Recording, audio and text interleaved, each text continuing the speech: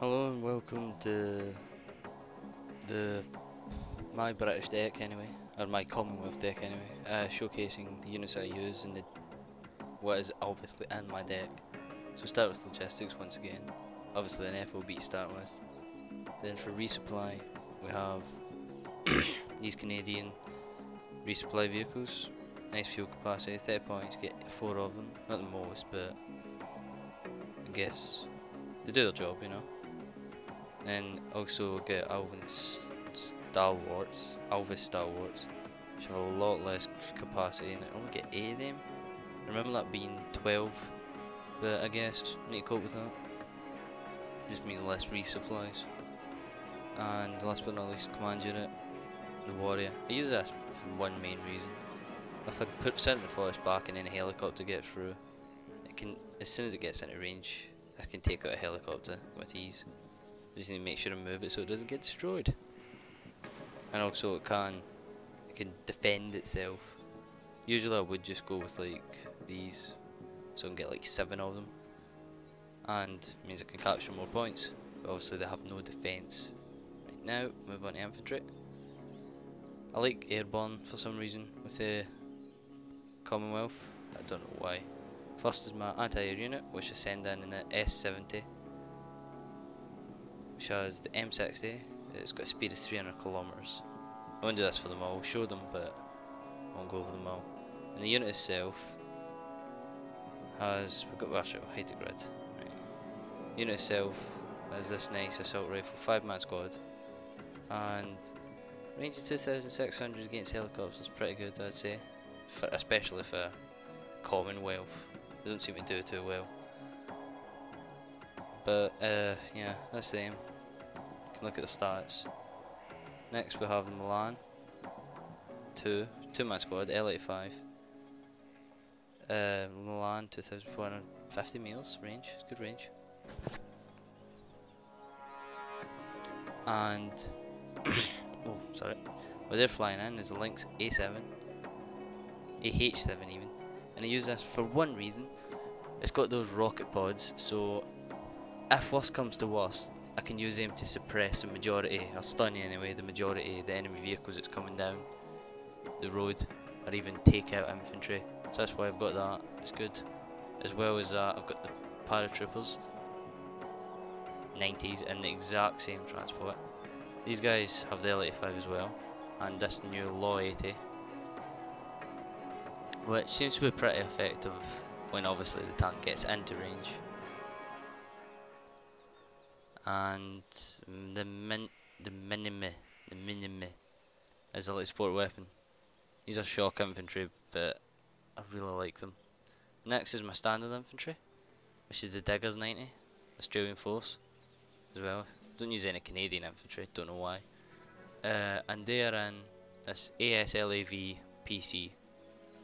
It's amphibious, so I can make it go through water. So I mean, it's got the same capability as the helicopters. Except it can't go over mountains, although I still think that glitch is there where you can basically drive any vehicle over mountains. But yeah, they're in that, M2 Browning, so it's basically for infantry fighting. These guys have the Law, a lot less weaker in accuracy, AP, but it's got a longer range. They're using the standard Australian weapon, or ANZAC weapon, and they've also got that yeah, that gun. Last but not least, the SAS, which are both anti-air and anti-tank, as well as anti-infantry. These pretty much are a bit everything. They're elite, so they're pretty good. Although the Stinger does not have the best range, it's still a fair weapon. Theoretically, if they fire 2 shots from it, they should get a hit on the target. As well as AT4, it's not the best, but I mean they are SAS, so they are elite. And of course they're in the Puma, which is just stronger. I put them in that one because it's better strength, so it's harder to shoot down. And SAS are valuable to me, I don't want to just lose them. So now we're on to support. Firstly we have Stormer HVM. This carries 16 missiles, which can target all 3 types of targets. so can take out ground units from a decent range, take out helicopters from an even better range, and airplanes is where it's weakest, but we've got other things to deal with airplanes, and that is right here. It's a Rapier FSA. I believe that's the best range out of all the Commonwealth for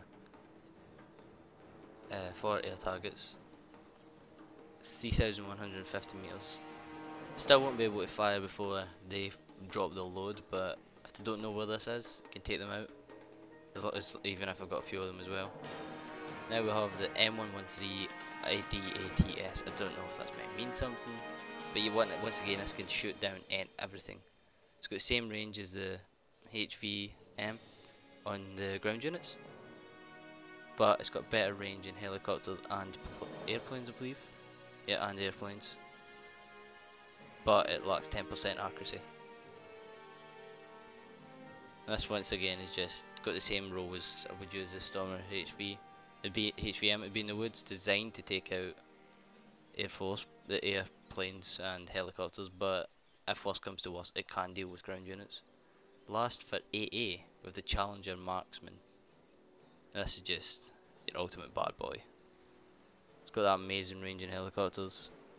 Well, the same as the rest of them. It's got the same range. It's got better range, sorry, against airplanes, although they will have dropped a load by this time.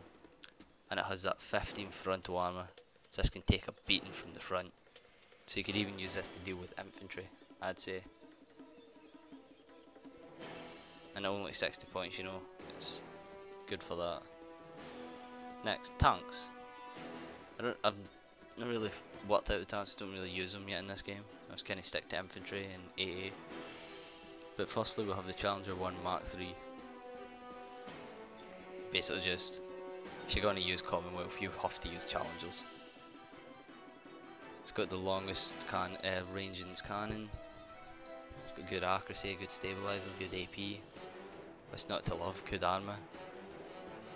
Next, Chieftain Mark 10. Nice small tank. It's got still good frontal armor. It's got still an average cannon. It's better obviously if it's stationary.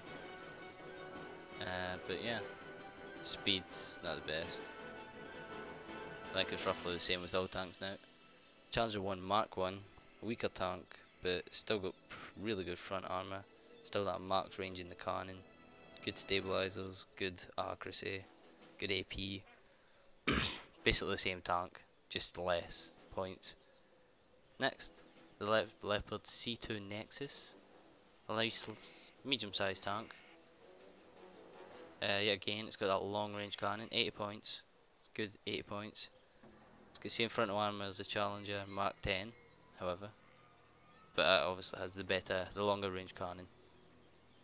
Get 8 of those, and last but not least is the Leopard ASI, my little Aussie tank. It's got the long range cannon, but obviously because it's got that long range cannon, it's the same price as the Chieftain. It lacks in armor, but like I say, it's got that range, so hopefully it can make up with that in an ambush or in a tree line anyway. Take out hopefully some ATGMs when they come into range. So they've been taken out by them themselves. Next, we have the Recon. Recon, we have the SBS, Special Boat Service, British. They've still obviously got this stupid, basically a pea shooter, but I mean fair enough. They're meant to stay hidden, so they don't really need range. An ambush would be at close range anyway. So they've got that, they've got the Law as well.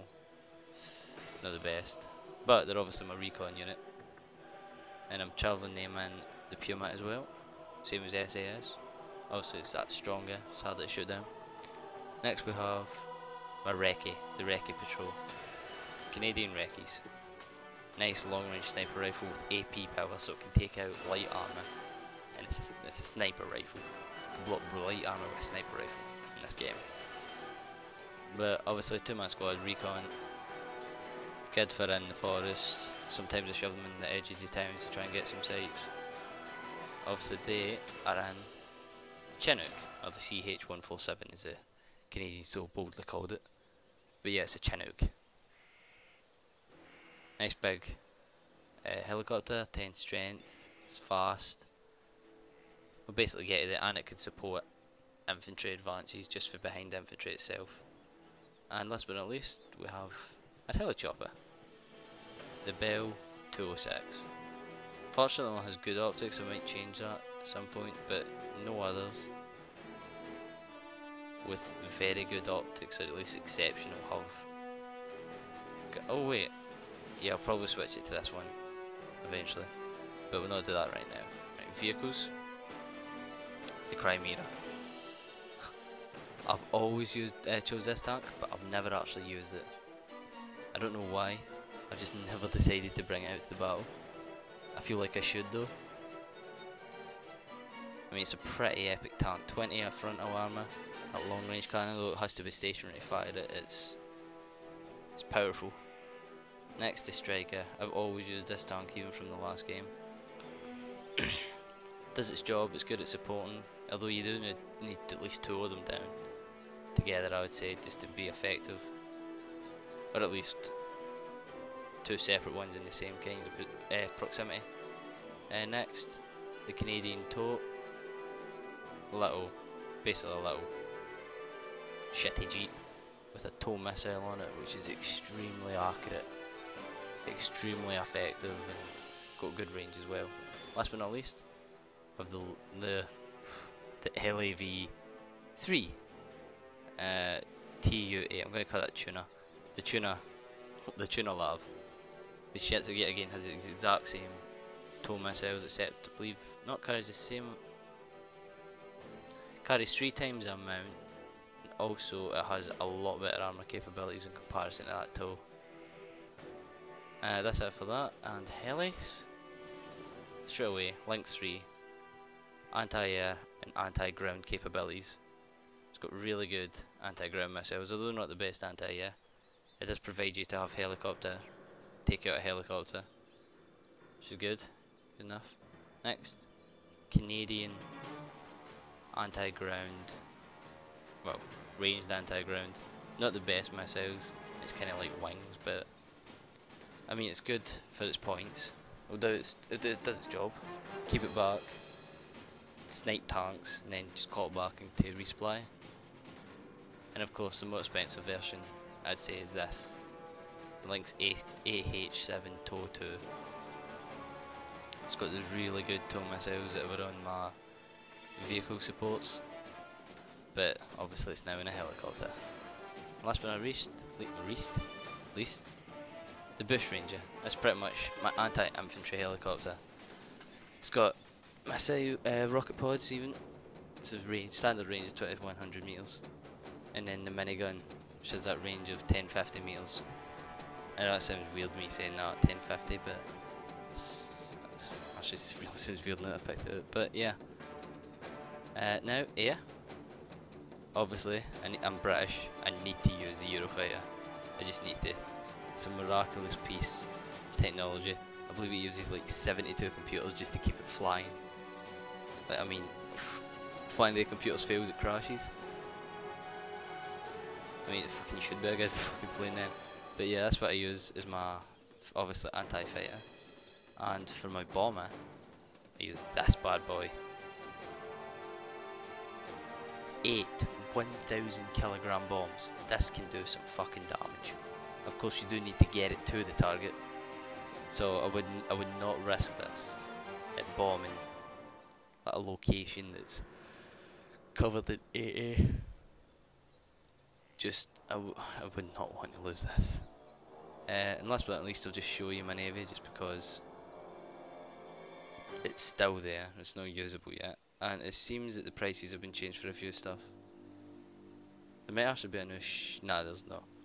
Right, so first we have the Hatsuki, as I usually use. Have a look at the stats, I'm just going to quickly go through these. Then the Congo, as it's been reduced by 30 points to buy it. That's nice.